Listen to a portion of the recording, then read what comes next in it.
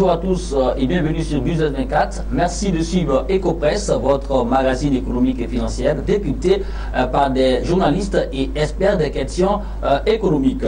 Les nouvelles dispositions fiscales prises par l'État de Côte d'Ivoire pour l'année 2018 font l'objet de critiques de la part du secteur privé. Les discussions sont actuellement en cours entre les deux entités, le patronat et les chambres consulaires d'un côté et l'État de Côte d'Ivoire de l'autre côté, pour trouver des points d'entente. Pendant ce temps, la loi est entrée en vigueur depuis le 2 janvier et cette loi-là est appliquée. Quelles sont les dispositions nouvelles qui fâchent? Pourquoi l'État a opéré de tels changements dans sa politique fiscale? Quelles sont les attentes du secteur privé? Nous en parlons avec nos deux invités. Youssouf Karis, bonjour. Bonjour à vous. Vous êtes président directeur général de Pulsar Partners, c'est un fonds d'investissement. Merci d'avoir répondu à notre invitation. Merci à vous pour l'invitation. Je reçois également Ayoua Akwaku, bonjour. Bonjour. Vous êtes journaliste économique au quotidien Nord-Sud, un quotidien d'information générale. Merci d'avoir répondu à notre invitation. Merci. Alors, on se retrouve tout de suite pour la première partie de cette émission.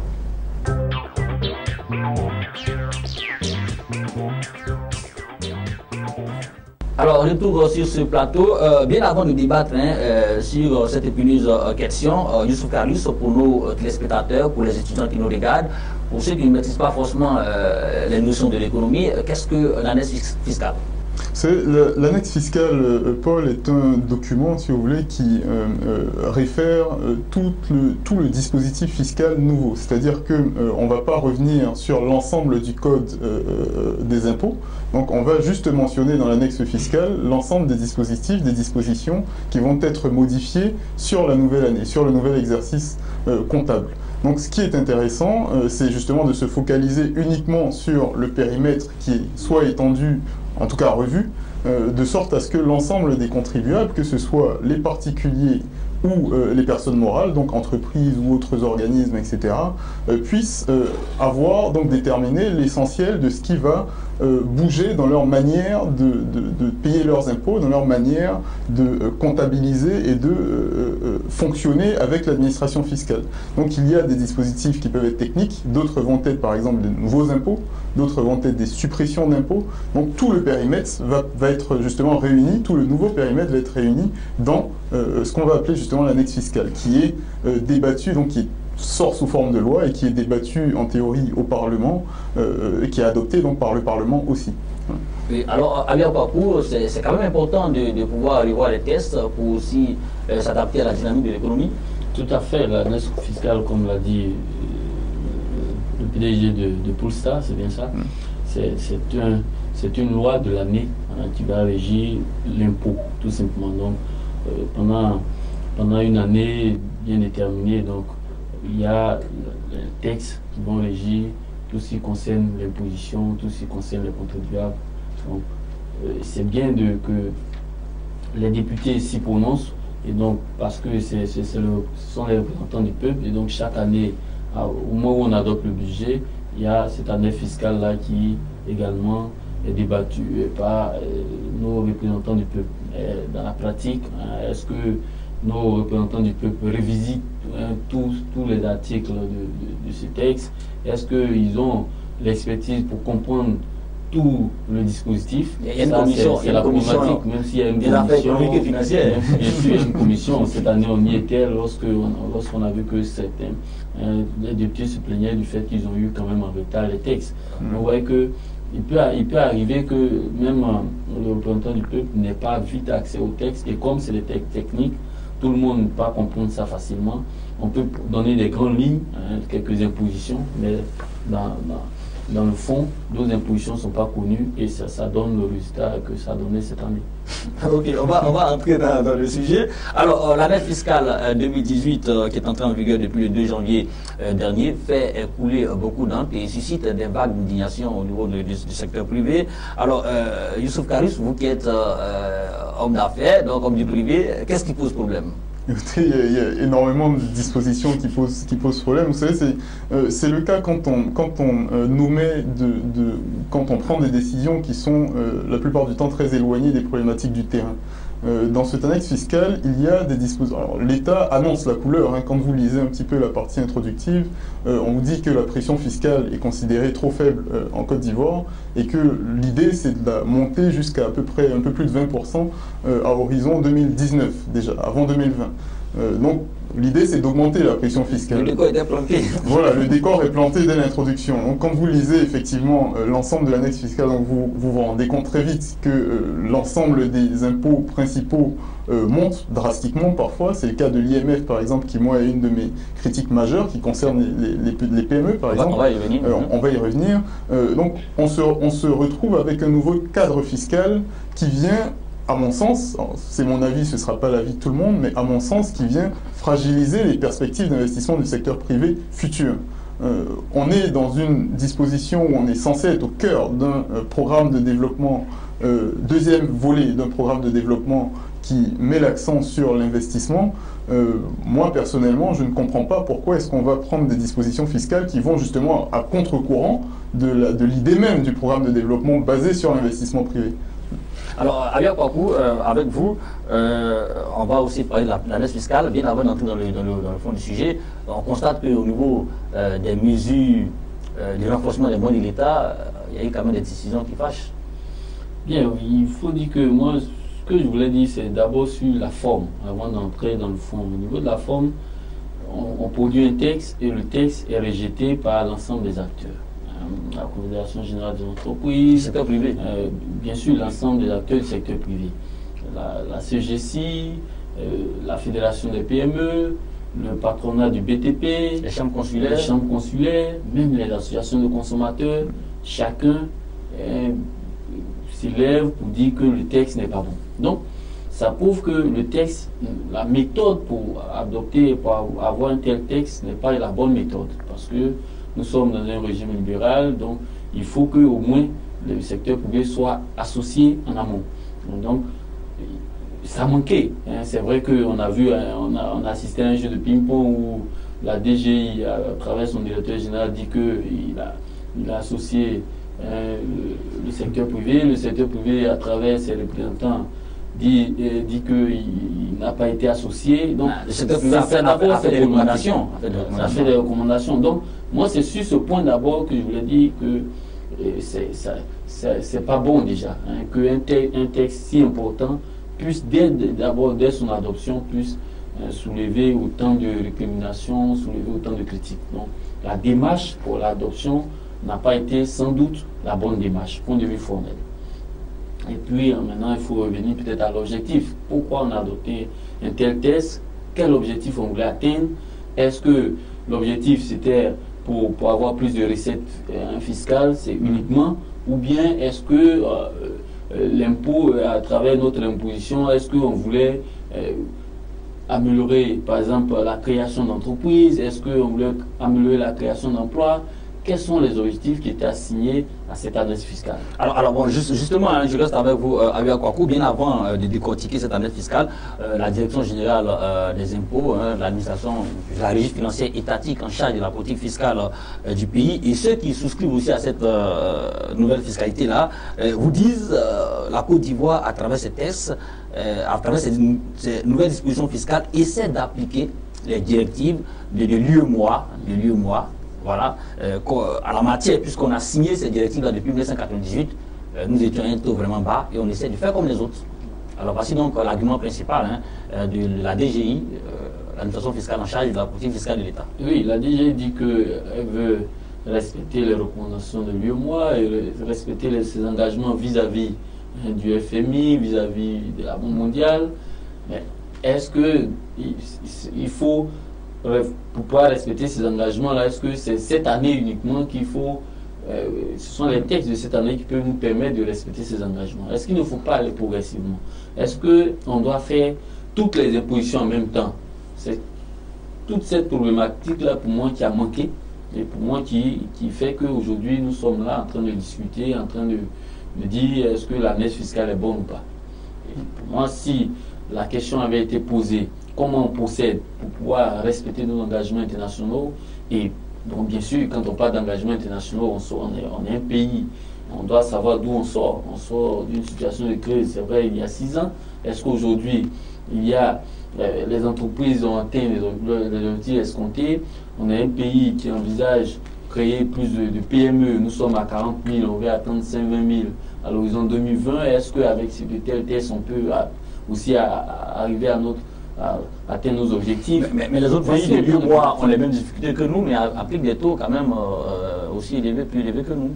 Mais est-ce que ces taux-là ont été appliqués simultanément? Est-ce que ça a été appliqué progressivement? Comment ça a été fait? Quelle est la bonne aller progressivement? Il faut aller progressivement. Okay. On a l'impression que cette année, il y a trop de taxes. Moi, j'ai écouté le docteur Boudifo Joseph, président de la Fédération ivoirienne des PME, qui dit que les PME, il y a 36 articles sur les 42 qui sont défavorables aux PME. Comprenez que dès lors, il y a quelque chose qui ne va pas. Okay. Il ne peut pas avoir autant d'articles dans une année fiscale qui posent problème à la branche principale de notre économie, parce que les PME, représentent plus de 90%, plus de 98% des entreprises en Côte d'Ivoire. Donc, est-ce que 36 articles contre les PME, vous voyez que c'est déjà... C'est aussi l'interprétation. Alors, Youssouf Kamis, appliquer les directives de l'UEMOA, c'est aussi important, puisqu'on fait partie quand même d'une oui, vous savez, avant de revenir à cette question, il y a la problématique de la forme, effectivement, qui a été soulevée de M. Kouakou, je trouve intéressante. Juste 2 secondes pour revenir dessus. Okay. Juridiquement, ce qu'il faut comprendre, c'est que l'État n'a pas obligation à associer le secteur privé. Mais effectivement, là où je rejoins M. Kouakou, c'est que quand on est dans un environnement où on essaie justement de mettre l'ensemble de son secteur privé en confiance, on essaie justement de rester dans le compromis pour que le secteur privé soit à l'aise pour investir. Mais là, ce qui s'est passé, c'est qu'a priori, le secteur privé a été peut-être partiellement, peut-être totalement mis de côté au moment de l'élaboration des textes. Et effectivement, le ressenti du secteur privé aujourd'hui, c'est moi, je suis censé investir dans l'économie pour qu'on soit émergent en 2020, mais attention, le dispositif fiscal, il n'est pas stable. Et en plus, on ne m'associe pas. Parfait, voici le vice-président de la Chambre de commerce et d'industrie disait que les recommandations de la CCI n'ont pas été prises en compte. Ça peut être le cas. En fait, si vous voulez, le compromis, c'est ça. Le compromis, c'est on ne va pas accepter systématiquement tout ce que le secteur privé recommande. Mais par contre, il y a des négociations, il y a des discussions, de sorte à ce que le texte, globalement, qui ressort, soit globalement consensuel. Mais aujourd'hui, ce n'est pas le cas. Aujourd'hui, le texte qui est sorti n'a pas du tout été consensuel. Si vous êtes dans un cadre fiscal où, justement, l'État a vocation à ponctionner beaucoup plus de recettes pour un besoin X ou Y, on peut être dans une politique de récession, par exemple, et l'État essaie d'être beaucoup plus dur sur les finances publiques, ça peut arriver. À ce moment-là, effectivement, les textes consensuels ne vont pas sortir. L'État peut imposer des textes, des amendements fiscaux qui vont être défavorables pour le secteur privé pendant une certaine période et après revenir dans un système consensuel dès lors que la crise est passée. Mais aujourd'hui, ce n'est pas le cas. Aujourd'hui, on n'est pas en crise économique en Côte d'Ivoire, loin de là. On est en train de promouvoir l'investissement privé et moi, je trouve qu'on prend le contre-pied de la politique générale de l'État. Donc, il y a un problème. Bon. Donc ça c'est sur la forme. Mais respecter les accords aussi. Voilà, maintenant, pour revenir aux accords, moi je veux bien qu'on respecte les accords, à condition que ce qu'on appelle pression fiscale soit calculé convenablement. Aujourd'hui, la pression fiscale, 2016, les chiffres de 2016, c'est que la pression fiscale est autour de 15,6%, c'est ça, de mémoire. Moi, je vous mets au défi de trouver une entreprise ivoirienne qui, en termes de pression fiscale, individuellement, paye que 15,6% de sa valeur, de la valeur créée. En fait, cette statistique-là est mal calculée. Et ça, il faut que l'administration le comprenne. Parce que la pression fiscale, vous la calculez comment? Vous regardez les recettes fiscales, vous regardez votre PIB. Le PIB, il y a énormément de contributeurs au PIB qui ne sont pas enregistrés par l'administration fiscale, qui ne sont pas enregistrés, qui sont dans les formels, justement. Donc, en réalité, le véritable taux de pression fiscale, il est bien au-delà des 15,6%. Donc, on nous dit le taux de pression fiscale est à 15,6%, on va le monter à plus de 20% en 2019, mais en réalité, pour ceux qui sont les véritables contributeurs aux recettes fiscales de l'État, ça va être énormissime. Ça va être énormissime. Donc d'abord, attelons-nous à avoir un secteur informel qui progresse vers son enregistrement dans le formel. L'enjeu, il faut augmenter l'assiette fiscale. L'enjeu, il est là. L'enjeu, il est là. Pour déjà avoir une économie qui est taxable, entre guillemets, il faut que l'ensemble de cette économie soit enregistré comme contributeur aux recettes fiscales. Première chose. La deuxième chose, le deuxième effet que cela va avoir, c'est d'avoir justement une statistique de pression fiscale qui soit correcte. Une fois qu'on a ce paysage-là économico-fiscal, on va dire ça comme ça, qui se dessine, à ce moment-là, on peut décider effectivement, graduellement, comme le disait M. Kouakou, de monter un peu la pression fiscale en fonction du paysage qu'on arrive à avoir aujourd'hui. Aujourd'hui, moi, je ne sais pas aujourd'hui comment est organisée l'économie ivoirienne en termes de potentiel fiscal, puisqu'il y a une grande partie qui est informelle, que je ne maîtrise pas, que je ne peux pas mesurer. Vous voyez ce que je veux dire? Donc ce processus-là, ce qui était, je pense, très intéressant en Côte d'Ivoire, c'est que depuis 2012, avec le travail du CPC, ce processus-là a été entamé. Il y a eu effectivement dans le paysage fiscal ivoirien énormément de dispositions pour inciter à la formalisation des très petites entreprises, des entreprises individuelles, etc. Et quand vous regardez par exemple les statistiques du CPC sur la création d'entreprises, on est quasiment sur 6 000 entreprises créées de plus chaque année, depuis 2012. Et cette statistique-là, ce ne sont pas que des entreprises nouvelles créées, ce sont énormément de sociétés qui étaient dans l'informel et qui sont passées dans le formel. Donc, si on reste sur cette tendance-là au fur et à mesure, on va avoir un paysage de notre économie qui va être de plus en plus formalisé. Et je pense même que pour l'administration fiscale, c'est beaucoup plus intéressant parce qu'en termes de volume, même si vous restez à 15,6% de pression fiscale, mais que vous l'appliquez sur 2 fois plus de contributeurs, forcément, c'est beaucoup plus intéressant qu'essayer de les chasser du système formel parce que vous mettez un système fiscal qui n'est pas tenable pour des PME. Oui, je voulais dire que nous sommes dans un régime déclaratif. Et dans ce régime, c'est l'entreprise qui vient déclarer, voilà ce que j'ai, et c'est sur ça qu'on calcule l'impôt.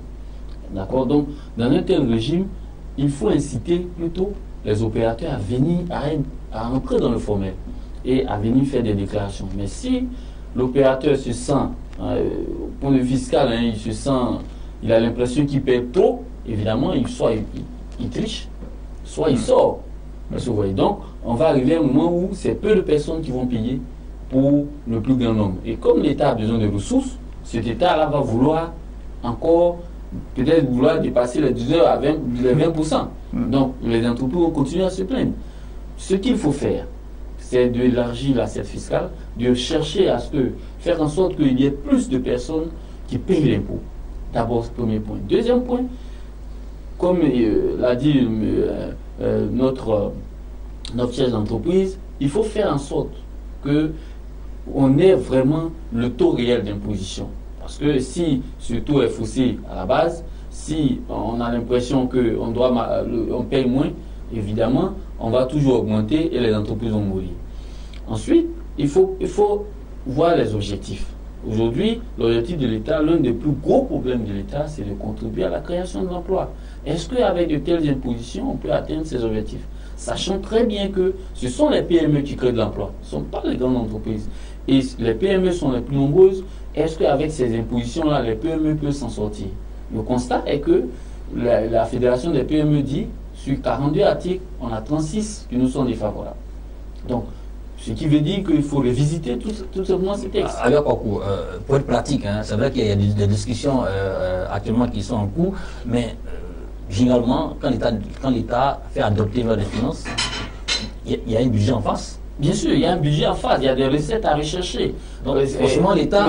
On a des ressources internes qu'on va chercher, on a également des ressources extérieures il y a la dette, il y a l'endettement, il y a le marché financier, on va aller sur le marché financier chercher d'autres ressources additionnelles. Il y a tout à rechercher. Mais est-ce que c'est seulement... au niveau de l'impôt, là, il faut augmenter. Le constat est là. En 2017, la Direction générale des impôts, qui devait réaliser un objectif de 1994 milliards, n'a pas pu le faire. Ils ont perdu, il y a eu un gap de 31 milliards environ. C'est toutes ces raisons qui font que... Ce qui veut dire que si en 2017, on n'a même pas pu réaliser les 1994 milliards, cette année, on se fixe un objectif de 2236 milliards, est-ce qu'on pourra l'atteindre? Surtout que les entreprises déjà grognent. Est-ce qu'il va y avoir plus d'entreprises qui vont faire des déclarations correctes? Est-ce qu'il va y avoir d'autres petits artisans qui ont l'objectif d'entrer dans le formel seront encouragés à y aller? Quand on sait que ces acteurs-là se disent que l'impôt est déjà trop élevé. Donc, il faut une véritable politique, il faut s'asseoir, il faut rediscuter. Le chef de l'État lui-même a annoncé la couleur. Il faut une discussion profonde sur ces problèmes. Donc si le chef de l'État dit qu'il faut une discussion profonde, ce qui veut dire que le texte est vraiment problématique.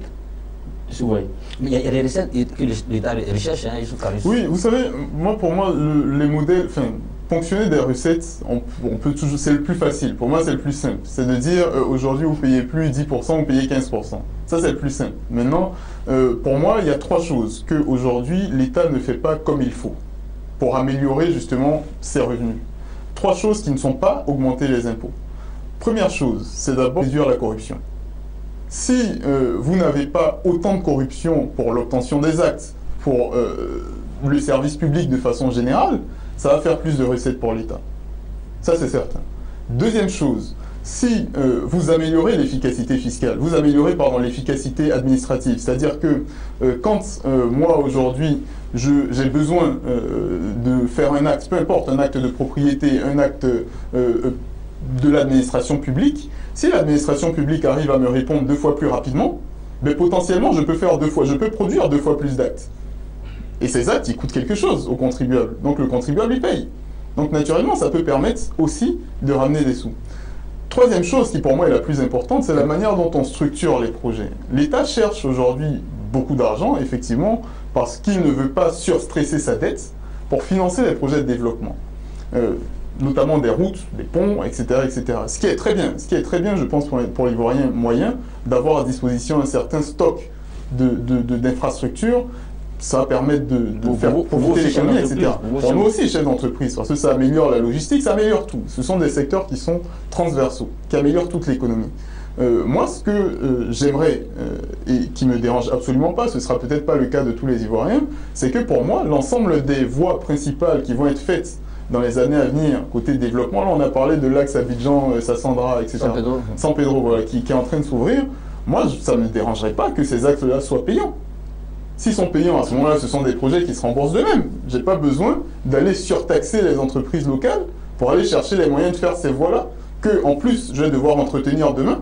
Donc, c'est-à-dire que ce dispositif fiscal que je mets en place, je vais devoir le pérenniser, il ne sera pas ponctuel. Il ne va pas juste financer mon projet de développement et après je ressors, non. Il va financer mon projet de développement et après il va rester parce qu'il faut que j'entretienne ces routes. Si ce sont des routes à péage, celui qui a les moyens de... Aujourd'hui, l'axe Abidjan-Yamoussoukro, il ne gêne personne. Les gens se sont plaints au départ quand on a dit que ça allait être des voies à péage. Aujourd'hui, qui va à Yamoussoukro paie combien? C'est 4500, c'est ça? Ça dépend. Il y a 2 péages. Voilà, ça dépend du type de véhicule. Mais je veux dire, dans l'ensemble, ce sont des projets qu'on peut à ce qui se remboursent d'eux-mêmes. Et je ne pense pas que ça gênera beaucoup plus que ça. Peut-être aussi réduire les dépenses publiques. Je vais vous dire une chose, c'est que si l'État veut voir les besoins et qu'il veut rechercher ses recettes en fonction des besoins, mais on ne pourra pas payer l'impôt, mon cher frère, parce que les besoins sont énormes. On a besoin de routes, on a besoin d'hôpitaux, on a besoin d'écoles. Les besoins, pour un pays comme le nôtre, les besoins sont énormes. Je dis que ce n'est pas parce que nous avons d'énormes besoins que nous devons surtaxer les entreprises. Parce qu'aujourd'hui, depuis quelques années, on a une croissance. Et cette croissance, beaucoup disent qu'elle ne profite pas à un grand nombre. Il faut faire en sorte que la croissance soit inclusive. Mais si les entreprises n'arrivent pas à embaucher, ou bien si les entreprises prennent des jeunes qui ne payent pas correctement, mais tout ça participe du fait que beaucoup de jeunes sont à la maison, ils ne tirent pas profit des fruits de la croissance. Tout ça fait en sorte, montre que beaucoup de nos jeunes sont sans emploi. Et puis tout ça crée l'atmosphère sociale qui n'est pas favorable à la paix sociale. Parce que s'il y a beaucoup de jeunes qui ne travaillent pas, s'il y a beaucoup de jeunes qui ne font rien, ce n'est pas de nature à contribuer à faire en sorte qu'il y ait l'harmonie, la paix dans nos sociétés. Donc, l'impôt va au-delà du simple fait de récolter des recettes pour combler des besoins urgents. Alors avec on va entrer dans le fond. L'une des dispositions qui fâche, c'est la suppression du régime simplifié d'imposition, voilà, le RSI. Alors, votre commentaire là-dessus? Nous étions à 3 régimes, aujourd'hui nous sommes maintenant à 2 régimes. Aujourd'hui nous sommes à 2 régimes. Il faut un régime où de 10 millions à 100 millions, l'impôt de 5%, 5% pour de 10 à 50, c'est ça? Qui était de moins de 10 à 50, il me semble qu'elle est passé à 100. Donc avant c'était 50, la barre limite entre les deux régimes. Aujourd'hui on est à 100 et il n'y en a plus que 2, il n'y en a plus que 3. Il y a plus que 3, il y a 2 régimes. Il y a le régime de 10 millions à 100 millions et le régime synthétique. Voilà. Et désormais le régime normal, le réel, est au-delà de 100 millions.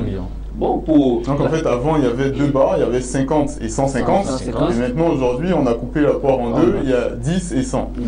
Mais Ouattara Abou, le directeur général des impôts, a indiqué que la suppression du RSI n'est pas du tout une manière de pousser dans les entreprises, notamment les PME vers l'informel, mais il dit, je cite, le fait d'avoir opté pour 2 régimes d'imposition répond à la fois à une réalité économique et à une réalité comptable, renvoyant aux travaux portant sur le SUSCOA, on l'a révisé. Il a indiqué qu'on est en train d'aller vers 2 systèmes comptables, un système normal et un système dit allégé. Donc 2 systèmes comptables désormais pour 2 régimes fiscaux. Pour lui, on anticipe sur des choses, mais est-ce que c'est comment il fallait le faire maintenant? Bon, parce que aujourd'hui, la réalité c'est quoi? Les entreprises disent bon, si je suis dans le système où de 10 millions, j'ai un chiffre d'affaires de 10 millions, on nous dit qu'il faut forcément avoir un expert comptable. Ce qui n'était pas le cas par le passé. Donc, ça cause d'autres frais. Je ne peux pas non seulement payer l'impôt. Donc, pourquoi ces innovations? Pourquoi est-ce que ces innovations maintenant? C'est cela. Parce qu'il ne s'agit pas de dire qu'on respecte les engagements internationaux. Mais est-ce que nous sommes préparés systématiquement à le faire maintenant? Est-ce qu'il faut aller progressivement? Est-ce qu'on était obligé cette année-là d'adopter ces 2 régimes? La grosse difficulté, je pense, c'est vraiment pour cette population d'entreprises-là qui était à l'époque, donc entre les 50 et les 150 millions de chiffre d'affaires, qui répondait justement au système réel simplifié. Donc le 3e qui a été supprimé. Ces entreprises-là, il y a 2 choses qui vont se passer pour elles. C'est soit elles vont tomber dans le régime réel, synthétique, soit elles restent dans le synthétique, soit elles passent dans la cour des grands, entre guillemets. Si elles passent dans la cour des grands, donc c'est toutes celles qui vont être au-dessus des 100 millions, là effectivement elles vont être surtaxées. Avec les contraintes. Elles vont avoir les mêmes contraintes que les gros, donc elles vont être surtaxées par rapport à leur taille respective. Et c'est ça qui est dangereux en fait. Moi je suis d'accord avec M. Kouakou quand il parle du timing. Je pense qu'il y a un objectif à travers la vision du chef de l'État, à travers la vision du gouvernement. Il y a un objectif qui est à échéance 2020. Et ça, il faut le garder en tête. Cette échéance 2020, pour moi, pour atteindre les objectifs, il faut quand même garder un système fiscal relativement stable. Je pense qu'effectivement, c'est vrai qu'il y a les dispositifs OHADA qu'on ne respecte pas encore pour cette raison, mais effectivement, ce n'est pas le moment de casser le système fiscal d'aujourd'hui pour passer à une transition aussi majeure que ça. C'est une transition quand même majeure, que ce soit comptablement, que ce soit administrativement et même fiscalement. Donc là, on parle de l'impôt. Les entreprises n'étaient pas préparées à ça. Les entreprises ne sont pas préparées à ça. Très sincèrement, les petites entreprises, allez, en dessous de 150 millions, moi, j'en connais certaines, j'en connais très très peu, qui demain sont prêtes à aller voir un expert comptable, à certifier leurs comptes de façon régulière, etc., etc. Il y en a même qui n'ont quasiment même pas de compte bancaire. Qu'est-ce que, vous voyez ce que je veux dire? Bon, il faut quand même que les décisions ne soient pas trop éloignées des problématiques du terrain. C'est vrai que c'est de la responsabilité des chefs d'entreprise de se conformer, d'attendre aussi ces transitions, parce qu'un jour ou l'autre, elles vont venir. Moi, je trouve que c'est une erreur pour un chef d'entreprise, même d'une toute petite entreprise, de ne pas anticiper sur ce qui va se passer quant à son régime fiscal, quant à sa manière de comptabiliser, etc., etc., dans les 2-3 ans. Ça, c'est une question de responsabilité. C'est autre chose. Pour moi, la question fiscale, c'est aujourd'hui de faire en sorte que pour justement répondre à nos objectifs 2020, donc faire en sorte que la croissance ivoirienne soit adossée complètement sur l'initiative privée, ce qui n'est pas encore le cas. Pour aller dans ce sens-là, il faut que le climat, il faut que le paysage fiscal reste relativement stable. Même s'il y a des dispositifs nouveaux, l'ensemble de la structure fiscale ne doit pas changer du tout au tout. Là, on est en train de la changer du tout au tout. Au-delà de ce que je voulais également ajouter, c'est qu'au-delà même des entreprises, il n'y a pas que les entreprises qui sont touchées. Vous avez vu que les associations de consommateurs sont montées au créneau. Parce que pour le transfert d'argent, par exemple, il y a une nouvelle imposition de 0,5%. Et donc, bien sûr, qui va agir sur les consommateurs. Qui agit déjà, bien sûr, qui agit déjà. Alors que on sait combien de fois le mobile money a révolutionné la vie de beaucoup de personnes, autant dans les villages que même en ville. On sait combien d'argent brasse ce secteur-là. Donc, est-ce qu'il faut faire payer les opérateurs ou les consommateurs? Qui doit payer? Bon, ça, pour le moment, on constate que nous consommateurs, 5 consommateurs, nous payons déjà plus. Alors, on va parler on va entrer aussi dans certains domaines d'activité. Là, on parle maintenant de l'IMF, l'impôt minimum forfaitaire.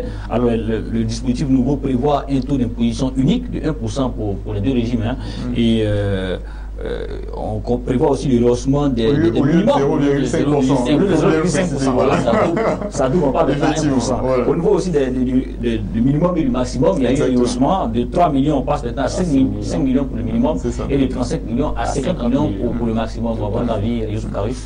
Moi, ma position sur cette disposition, elle est très claire. C'est que l'objectif de l'État, quand on lit l'annexe fiscale, c'est de gagner 6 milliards.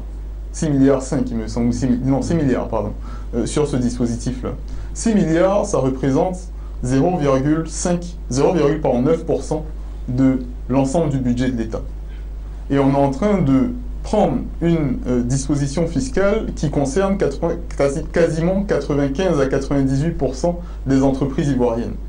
Donc potentiellement, on est en train de fragiliser 95 à 98% des entreprises ivoiriennes pour gagner 0,09%, 0,09%. 0,09%. Avant de vous continuer, je veux qu'on explique à nos téléspectateurs l'impôt minimum forfaitaire. Vous réalisez un chiffre d'affaires, vous pouvez ne pas avoir de gros marché de clients.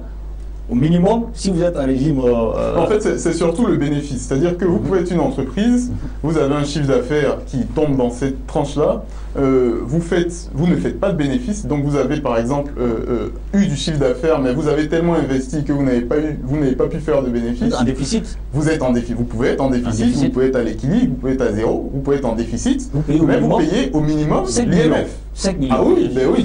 Mais ça existe déjà. C'est un dispositif qui existe déjà. Mais non, c'est juste on est à 3 millions, on passe maintenant à 5 millions. Voilà. Donc on a augmenté cet impôt minimum. C'est-à-dire que vous pouvez être dans une situation difficile et vous avez quand même quasiment 60% de plus à payer par rapport à la situation d'avant. Oui, c'est l'une des plaintes, des complaintes des PME. J'étais avec Soro Dete, le président de la Confédération des PME du BTP, qui disait que souvent une société du BTP peut ne même pas avoir de marché, surtout les petites sociétés locales, au cours d'une année. Souvent, si cette entreprise n'a pas eu de marché, mais si en fin d'année elle doit s'acquitter d'une taxe de l'IMF de 5 millions, vous voyez que cette entreprise, c'est comme s'il faut mettre la clé sous le paillasson. En temps, cette entreprise peut-être a eu beaucoup de marchés sur plusieurs autres années, mais l'année qui suit a des difficultés. Donc, c'est tout un système qu'il faut revoir. Donc, c'est surtout les PME qui sont défavorisées par cette mesure-là. Parce que les grosses entreprises, bon, elles ont toujours de gros marchés, même si leur bénéfice va être réduit, au moins, elles ne sont pas perdantes au cours d'une année. Mais les petites entreprises, ce n'est pas évident. Les petites et moyennes entreprises, ce n'est pas évident. C'est pourquoi il faut que cette mesure soit, comme l'a dit le chef d'entreprise qui est en face, il faut que cette mesure soit adaptée à la réalité du terrain. La réalité du terrain, c'est que beaucoup de PME, surtout de jeunes PME, n'ont pas accès au marché. N'ont pas beaucoup de marché. Et ce n'est pas toujours évident de pouvoir chaque fin d'année payer un montant alors qu'on n'a même pas réalisé un bénéfice. Il y a même des secteurs d'activité, par exemple, qui sont structurés de telle sorte que les marges sont faibles quand vous ne faites pas de volume. Par exemple, si vous êtes intermédiaire commercial, dans la grande distribution, vous avez peut-être 2 supérettes. Vous n'avez pas un réseau, je ne vais pas citer de nom, mais comme de grands groupes de distributeurs sur le marché, vous êtes juste un petit exploitant, intermédiaire commercial. Vous avez 2-3 supérettes en Côte d'Ivoire. Vous vous en sortez. C'est des petits volumes. Les petits volumes, ce genre d'activité-là commerciale génère de très très faibles marges en réalité.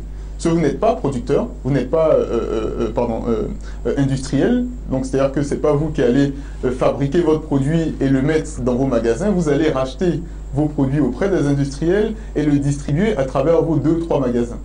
Effectivement, dans ce cas-là, vos 2-3 magasins peuvent générer un chiffre d'affaires quand même intéressant, mais par contre, vos marges vont être extrêmement faibles. Et ces secteurs-là sont structurés de cette manière. Vous faites de l'argent quand vous faites du volume. C'est comme ça. C'est-à-dire que si vous n'êtes pas un gros distributeur, vos marges sont faibles. Donc ce genre d'activité-là, pour ce genre d'activité-là, les porteurs de projets vont effectivement être soumis à un impôt qui va leur être très désavantageux. Parce qu'effectivement, leur secteur d'activité ne leur permet même pas de générer du bénéfice suffisamment. Tout à fait. Alors, on va progresser concernant l'augmentation.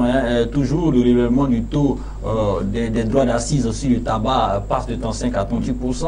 Au niveau des boissons alcoolisées et non alcoolisées, de 12 à 20%, 25 à 35% pour les vins ordinaires. Au niveau de la bière, de 15 à 25% et 25 à 40% pour les champagnes. Et ça, le directeur général des impôts l'a dit, c'est un processus irréversible qui ne peut être annulé.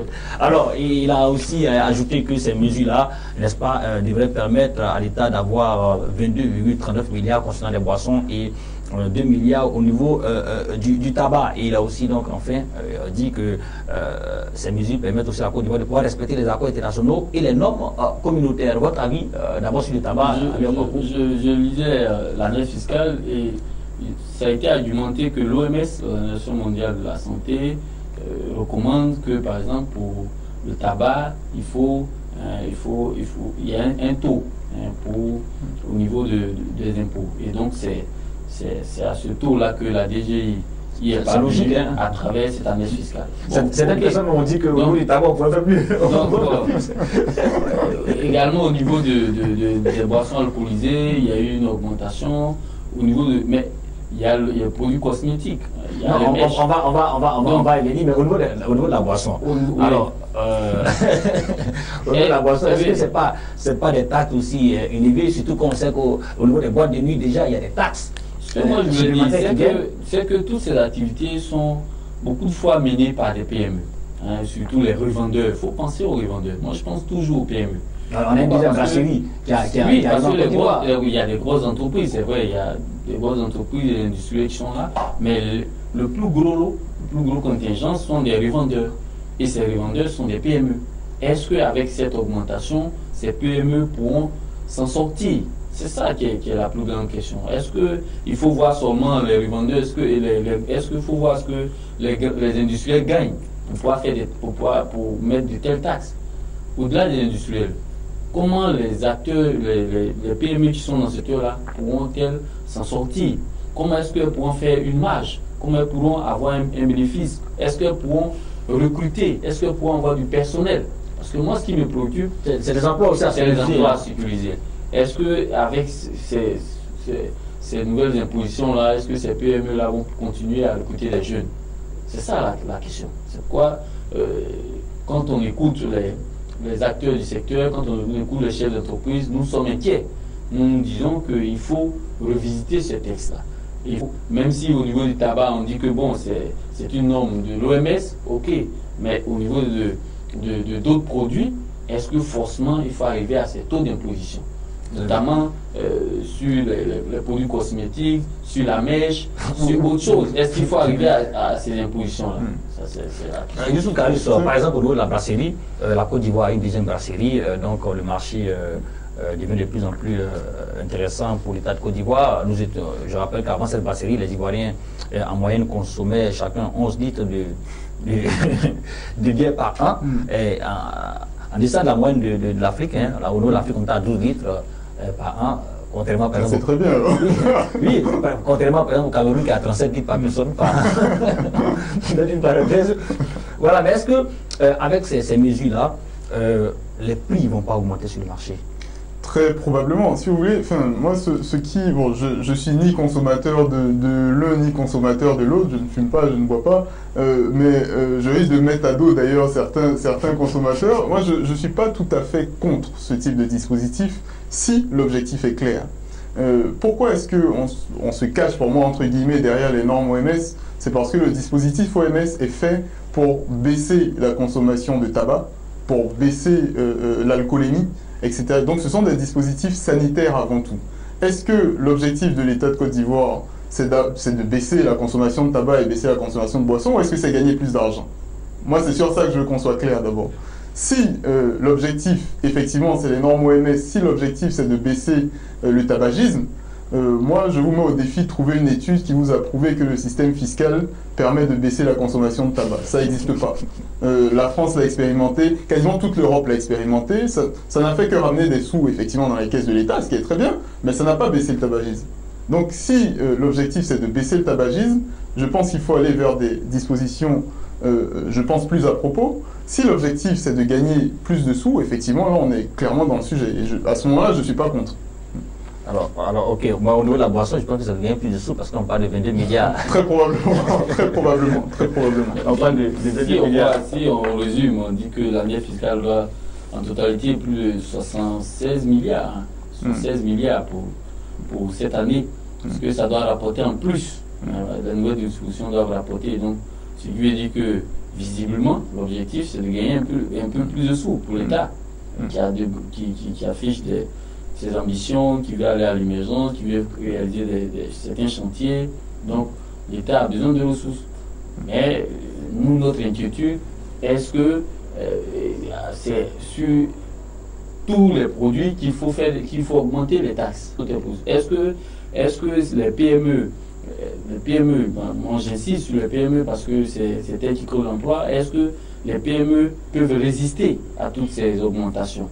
C'est ça. Il y a une disposition qui, pour moi, me tiendrait à cœur si elle existait. Je ne pense pas qu'elle existe. C'est tout ce qui concerne les produits cosmétiques éclaircissants. Bon, déjà, non, moi, j'en rigole pas parce que c'est un vrai fléau chez nous. On a déjà interdit la vente de ce type de produits-là qui sont néfastes pour la santé, il faut le dire à vos téléspectateurs, qui sont néfastes pour la santé. On en a interdit la vente en pharmacie. Aujourd'hui, quand vous allez en pharmacie, vous en voyez toujours. Bon, ça, c'est la première chose. Pour moi, ce qui serait le plus intéressant, c'est toutes les ventes hors pharmacie de ce type de produits. Pour moi, c'est là qu'il faudrait surtaxer. Mais je pense que c'est prévu, les produits cosmétiques. Oui, mais pas l'ensemble des produits cosmétiques. Ce qu'il faut viser, c'est justement là où vous voulez interdire. C'est là où vous voulez limiter la consommation de produits éclaircissants, mais là, il faut mettre une taxe à 50% s'il le faut. Moi, je n'irai jamais critiquer une taxe à 50% sur ce type de produit. On dirait encore qu'il faut plus communiquer, il faut plus chercher à sensibiliser nos sœurs. Voilà, donc ça c'est... Vous qui allez beaucoup à l'intérieur du pays, assujettissement des mototaxis, à la contribution des patentes, les motos de 2 roues, 20 000 francs l'année. Non, ça s'imposait. Il fallait que l'État cherche à engranger quelque chose. Bien sûr. Non, mais au-delà que ça soit florissant, il faut dire que ça commençait même à gêner. Dans certaines villes, aujourd'hui à Boaké, vous arrivez, il faut dire que les motos gênent énormément. Ça, il faut avoir le courage de le dire. Et même à Abidjan, vous voyez que beaucoup fois, nos policiers sont obligés de prendre des mesures drastiques pour faire un contrôle sévère, pour limiter le nombre de motos. Donc, ces impositions-là vont commencer à faire en sorte qu'il y ait un peu d'ordre. Les 3 roues commençaient à gagner du terrain, les gens commençaient à l'utiliser abondamment, sans aucune taxe. Cela n'est pas normal. Et les taxes qui ont été imposées là, les taxes qui ont été fixées pour ne sont pas... le niveau des taxes n'est pas trop élevé quand même. 25 000 francs pour les tricycles, 20 000 francs. Et pour les 2 roues, je pense que ce n'est pas aussi élevé. Vu l'ampleur du phénomène, le fait que certaines de nos villes sont devenues des villes où il n'y a que électorat.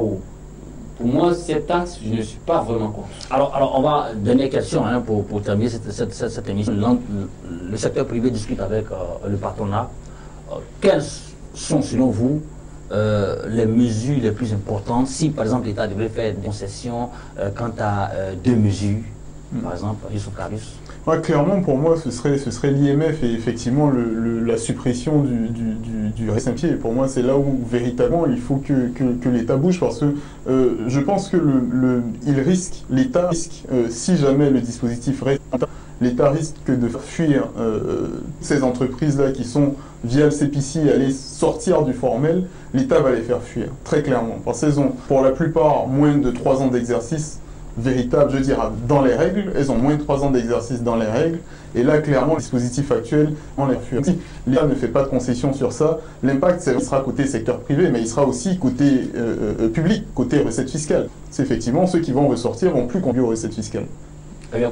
Moi, je ne suis pas chef d'entreprise. Je vous prends le mot, l'ancien patron de la CGC, Jean Kakoudiabou, qui disait que cette année fiscale était un recul. Et si c'était un recul, il revient à notre administration de s'asseoir, de voir ce qui ne va pas. Il faut extirper ce qui est à extirper pour que les entreprises puissent aller de l'avant, pour que le secteur, notre économie puisse aller de l'avant. Un secteur économique où il y a trop de taxes, où il y a trop d'impôts, on dit, comme le dit l'adage, trop d'impôts tue l'impôt. Et donc, vous convenez avec moi que nous allons être dans l'informel. Beaucoup d'entreprises vont entrer dans l'informel et cela n'est pas de nature à contribuer à la modernisation de notre économie. Alors, merci à mes deux invités d'avoir échangé avec nous sur l'année fiscale 2018 qui est discutée par le secteur privé.